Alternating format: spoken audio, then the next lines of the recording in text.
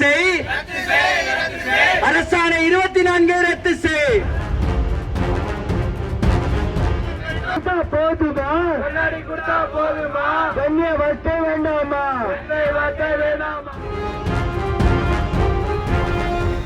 பின்னடைவு காலி பணியிடங்கள் இல்லை என்று கூறி மாற்றுத்திறனாளிகளுக்கான 4% இடஒதுக்கீட்டை பாதிக்கும் வகையில் அரசாணை எண் 24 கொண்டுவரப்பட்டதாக தஞ்சாவூரில் பார்வை மாற்றுத்திறனாளிகள் கையில் தட்டு ஏந்தி போராட்டத்தில் ஈடுபட்டனர். போராட்டம் பார்வையற்ற அமைப்புகளால் தமிழகம் தழுவிய போராட்டமா இது நடந்துகிட்டு இருக்கு. இப்ப சென்னையில, திருச்சியில, மதுரையில, திருப்பத்தூர்ல, தஞ்சாவூர்ல இப்படி நடந்துகிட்டு இருக்கு. கடலூர்லயும் இந்த போராட்டத்தை நடக்குது. நாங்கள் பன்னாட்டு மாற்றுத்திறனாளி தினத்தை கருப்பு தினமாக அனுசரித்து இந்த போராட்டத்தை நடத்துகிறோம்.